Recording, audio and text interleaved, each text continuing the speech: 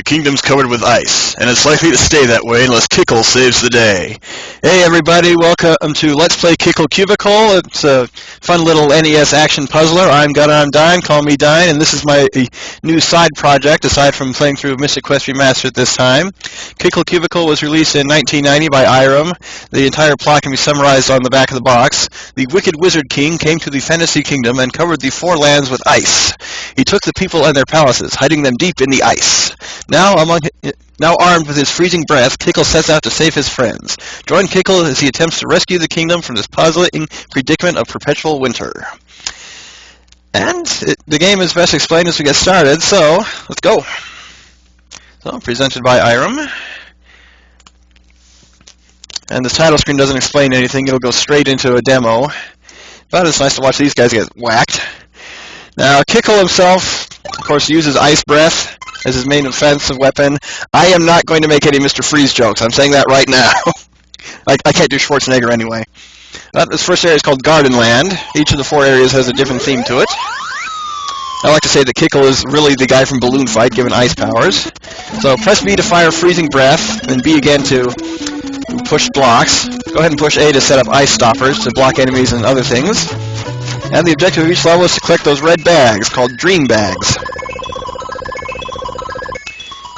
Jeez, he's the guy from Balloon Fight. He's just got the balloon, he's flapping his arms. So each world is covered by a certain number of stages.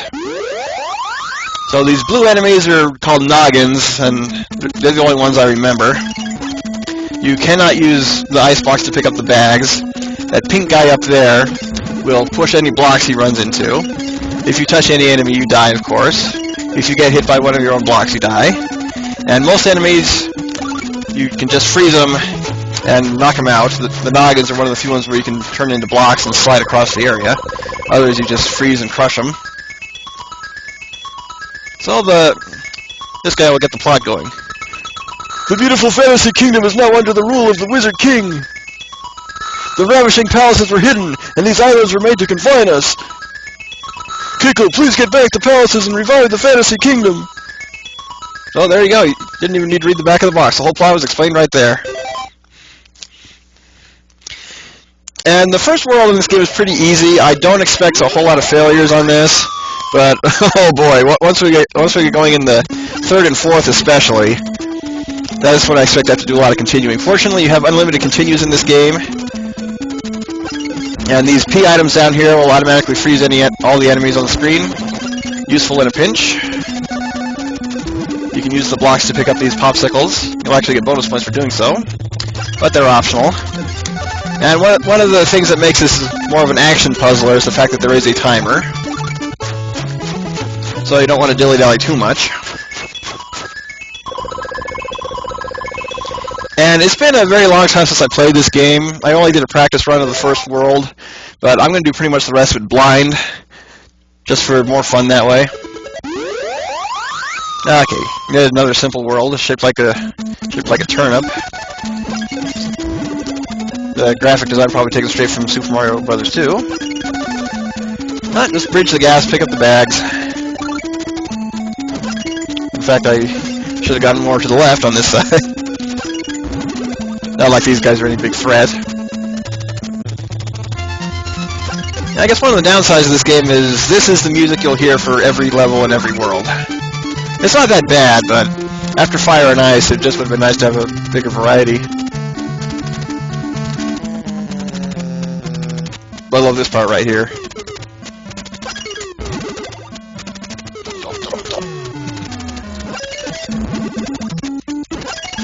Okay, one more. Yeah, sometimes you just have to wait for the enemies. And of course all the little people you free fit the theme.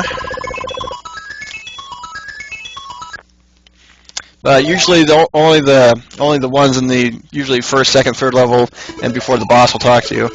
Okay, this level introduces springs.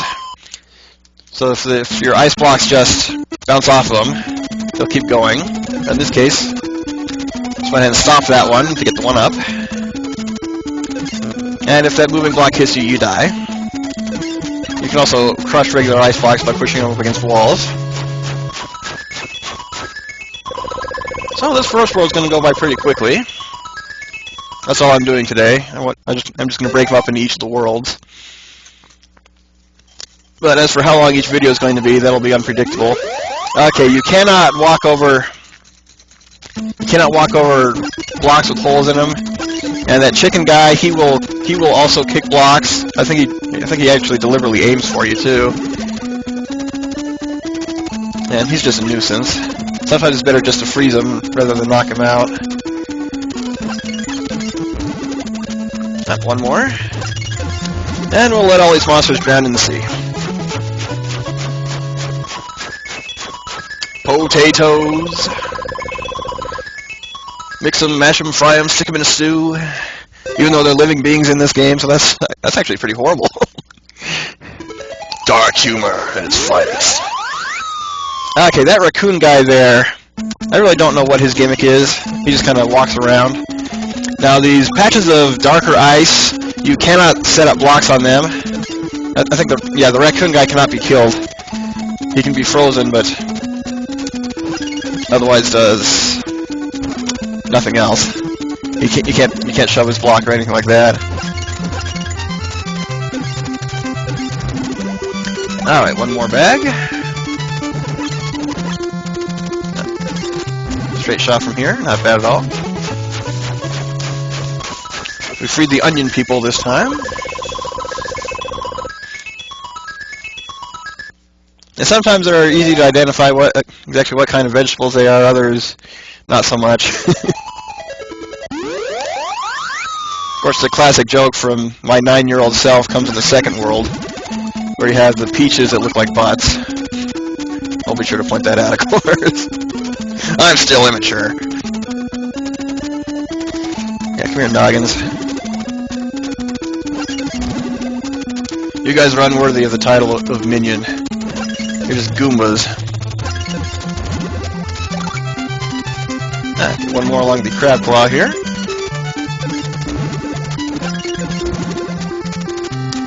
And actually, I'm gonna need one right here.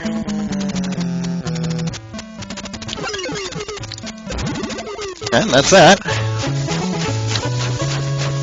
Wouldn't cucumbers technically be classified as a fruit? They do have seeds. Oh well, I didn't write the game. So I'm about halfway done. Not bad. This is going to be a quick little video, which I don't mind because my copy of Kirby's Dream Collection is going to arrive today. I'm going to be spending all afternoon on that. So I'll let the Shades guy push those blocks over and just bridge the gap.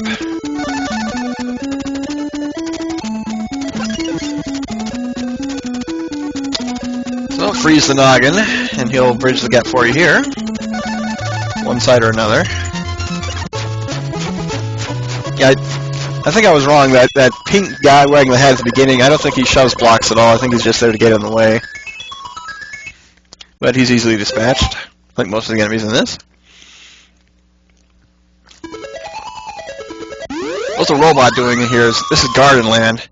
Okay, those little spike things are one of the most annoying enemies in the game. They will just travel along the outer edges of the wall of wherever they can get to, but you can stop them with a stopper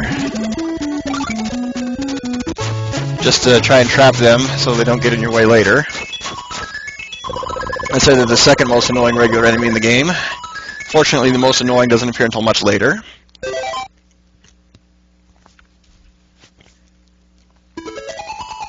And what the heck is this? Is this another robot or just some kind of weird spinning top?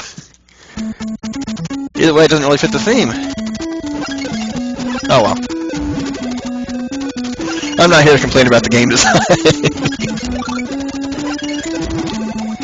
Okay, gonna need one more set.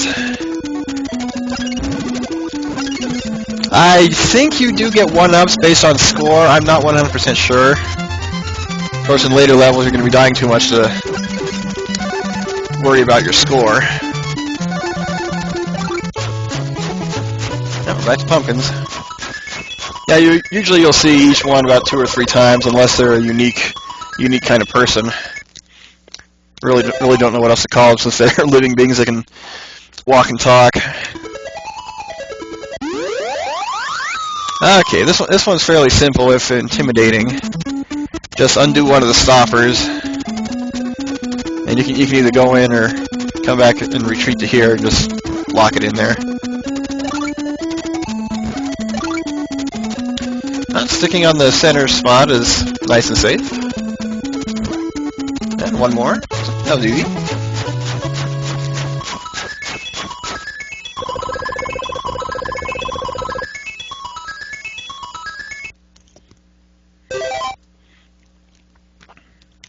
Well, 5 levels left.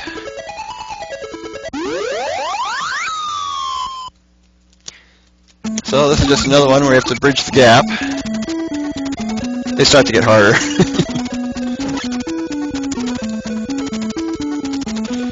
One of the highlights of this game is the boss fights.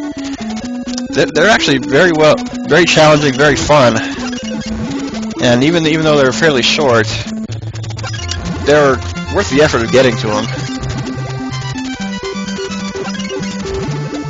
Because this is the first puzzle game I can think of that actually has boss fights. This was made before Fire and Ice, of course.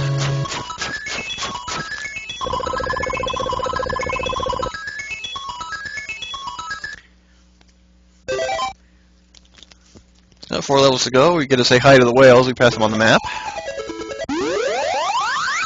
Okay, that bomb is pretty much like a bomb from Super Mario Brothers. He will ignite and explode. The explosions will destroy your ice stoppers. I don't know if they destroy ice blocks. But he can be frozen so long. No, he can't be frozen. I was wrong. I thought he could be frozen as long as it wasn't charging.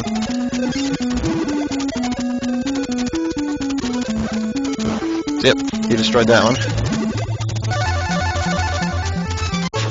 But we got in and out safely. He can be annoying at times, so long as you keep him trapped and make sure your barriers don't get destroyed.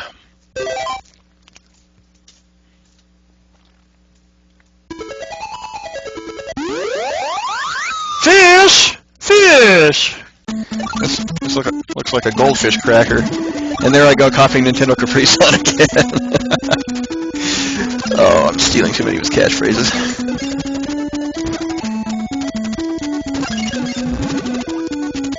Oh, no, over here. And of course, if you don't crush or push a frozen enemy, they will thaw out. That becomes one of the obstacles in later levels, just having to manipulate the ice blocks before they melt, but refreezing them usually isn't a problem either.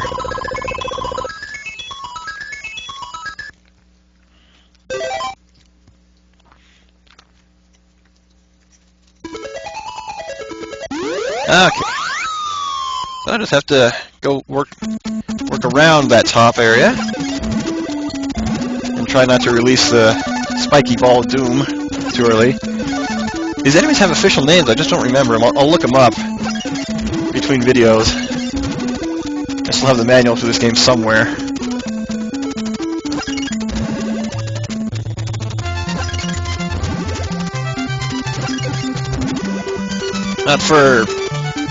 If I remember correctly, the enemy names on this are actually kind of sensible. This one I just don't remember. Just noggins. And I think you do have unlimited ice stoppers you can put up, so you can just cover the whole screen if you want. I did that just for fun.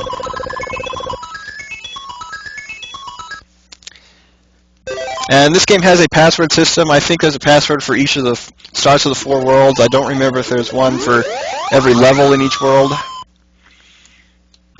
Okay, gotta let the noggins come by and create our bridges. Actually push them over. And if you kill these shades, I'm just gonna call them shades, I don't think they'll respawn in this level. They do not.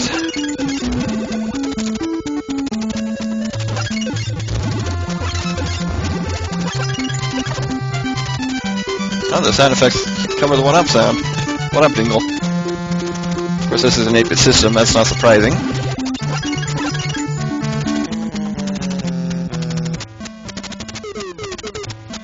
A lot of times you'll run out of time just waiting for the enemies to do what you want them to do. stupid noggins are just going the wrong way. Now that I think about it, the noggins kind of look like the mushrooms from Fantasia. Well, we have tomatoes, another vegetable that shouldn't really be classified as a fruit. But this one's going to talk to us. Hurry up, Kickle! Climb the vine which is going to sprout here! And you can reach the palace! A monster is in the palace scaring the princess! Please destroy him! You got it. See, Kickle is a case of badass adorable, if you ask me. So she wasn't kidding. That vine is huge. I don't know why he couldn't have just flown up there. His balloon lets him travel everywhere. Oh, here's a nice little cutscene. Going on a little bit too long, if you ask me.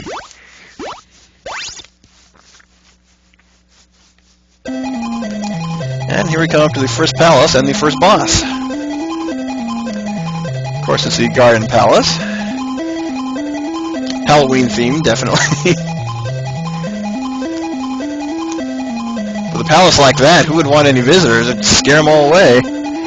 Even look, it even has the symbols of the PlayStation controller on him. So here's a giant chicken for our first boss. Hey, welcome, Kickle! I've been waiting for you! That's all? Okay. So he will throw ice blocks at you. If they hit you, you die. But just use them against him.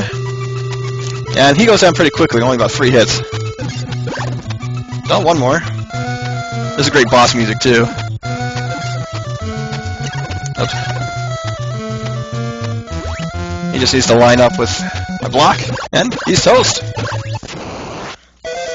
As you can see on the bottom, one of them was starting to melt, but it got destroyed.